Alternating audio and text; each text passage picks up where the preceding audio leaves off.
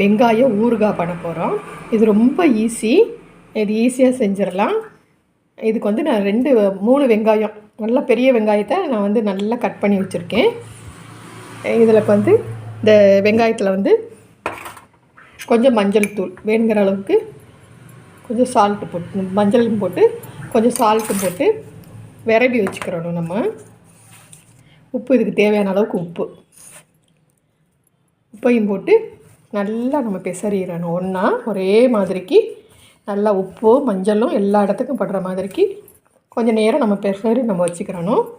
இது ரொம்ப ஈஸி, ரொம்ப டேஸ்ட்டாக இருக்கும். நம்ம வந்து இந்த தயிர் சாதம், கூழ், எதுனா கம்பங்கூழ் அந்த மாதிரி இதுக்கெல்லாம் வந்து இது ரொம்ப நல்லாயிருக்கும். இது பாருங்கள், அழகாக நம்ம வந்து விரவி வச்சுருக்கோம். கொஞ்சம் நேரம் அப்படியே இருக்கட்டும். நம்ம இதுக்கு வந்து பவுட்ரு பண்ணுறதுக்கு நம்ம பவுட்ரு அரைச்சிட்டு வருவோம். அடுப்பில் ஒரு ஃபேன் வச்சுட்டு நான் நல்லெண்ணெய் கொஞ்சம் 50 கிராமுக்கு மேலே 50 கிராம் நல்லெண்ணெய் நல்லா ஊற்றிக்கிடுவோம்.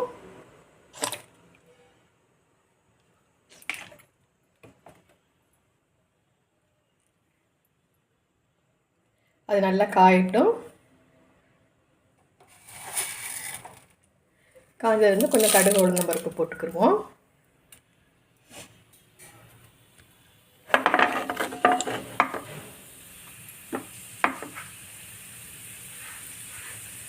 ரொம்ப ஈஸியாக பண்ணிடலாம் இந்த வெங்காய ஊறுகாய். இது வந்து ரொம்ப நாளைக்கு வேணும் அப்படின்னு சொன்னால் நீங்கள் வந்து கொஞ்சம் வினிகர் சேர்த்துக்கிறலாம். ஆனால் நான் வந்து கொஞ்சமாக போட்டுருக்கறதுனால, எனக்கு கொஞ்சம் நாளைக்கு இருக்க போகிறதுனால நான் லெமன் தான் போட போகிறேன்.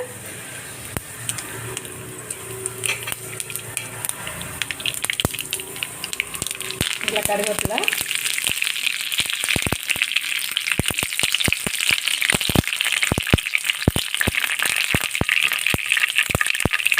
பெருங்காயம்,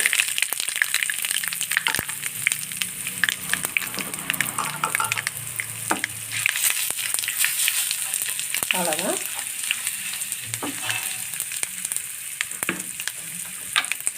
இந்த இதை வந்து நம்ம அப்படியே வெங்காயத்தில் ஊற்றிடணும்.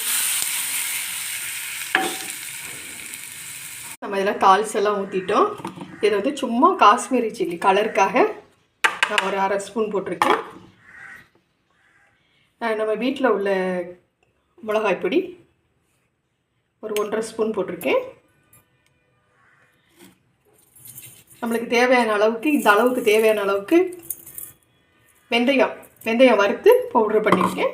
இவ்வளோதான். இது ரொம்ப ஈஸி பாருங்கள். இது சீக்கிரமாக செஞ்சிடலாம். இதில் நம்ம லெமன் மட்டும்தான் இப்போ புளியணும். போட்டுட்டு நம்ம வந்து இப்போ லெமன் புளிஞ்சுவோம்.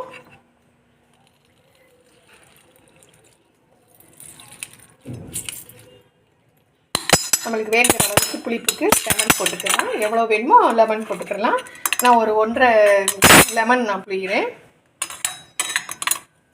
நீங்கள் உங்களுக்கு தேவையான அளவுக்கு எவ்வளோ வெங்காயம் இருக்கோ அதுக்கு தகுந்த மாதிரி இது பண்ணிக்கோங்க. ரொம்ப நாள் வைக்கிறோம்னா இன்னும் கொஞ்சம் நிறைய வெங்காயம் புளிங்க. வெங்காயத்துக்கு வந்து லெமன் வந்து நிறைய புளிஞ்சு வைங்க. நான் ஒரு 1.5 மூடி தான் நான் இது பண்ணியிருக்கேன். எனக்கு பெரிய லெமன்னால் நான் இது பண்ணியிருக்கேன்.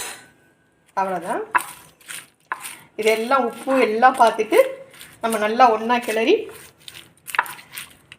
நான் வச்சிட்டோம்னா ரொம்ப டேஸ்ட்டாக இருக்கும். இது ரொம்ப நாளைக்கு இருக்கும். ஆனால் ரொம்ப நாளைக்கு ஃப்ரிட்ஜில் வச்சுருந்தா இருக்கும்.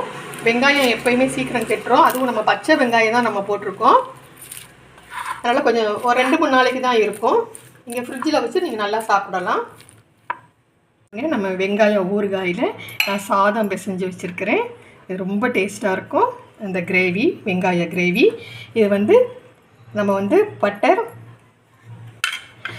கார்லி முட்டை பண்ணினோம்ல, அந்த இது ரொம்ப சூப்பராக இருக்கும். இந்த சாதத்துக்கு, வெங்காய சாதத்துக்கும் இந்த இதுவும் பட்டர் பாருங்கள், பட்டர் கார்லி எக்கு போட்டு வச்ச கிரேவி வந்து நம்ம பண்ணியிருக்கோம். இதுவும் நீங்கள் வந்து இதோட சைட் டிஷ்ஷாக வச்சு சாப்பிட்டிங்கன்னா ரொம்ப டேஸ்ட்டாக இருக்கும். எல்லோரும் சாப்பிட்டு பாருங்கள். இப்போ நல்லா ரெடி ஆயிடுச்சு. இது ரொம்ப டேஸ்ட்டாக இருக்கும். இது சப்பாத்தியில் வச்சு சாப்பிட்டோம்னா ரொம்ப டேஸ்ட்டாக இருக்கும். சப்பாத்திக்கு, இட்லிக்கு எல்லாத்துக்குமே ரொம்ப நல்லாயிருக்கும். இதை வந்து நீங்கள் வெரைட்டி ரைஸாகவும் நீங்கள் பண்ணி சாப்பிடலாம். சாதத்தில் போட்டு நம்ம வெங்காய ரைஸுங்கிறதுக்கு வெங்காய சாதம் கூட நம்ம இதை பண்ணி இந்த இதில் வந்து அந்த சாதத்தில் வந்து இதை மட்டும் எடுத்து போட்டு கூட நம்ம சாப்பிடலாம். ரொம்ப டேஸ்ட்டாக இருக்கும். இது பண்ணி பாருங்கள். நீங்களும் லைக் பண்ணுங்கள், சப்ஸ்கிரைப் பண்ணுங்கள், பெல் பட்டன் அமுக்குங்க. தேங்க்யூ, பாய்.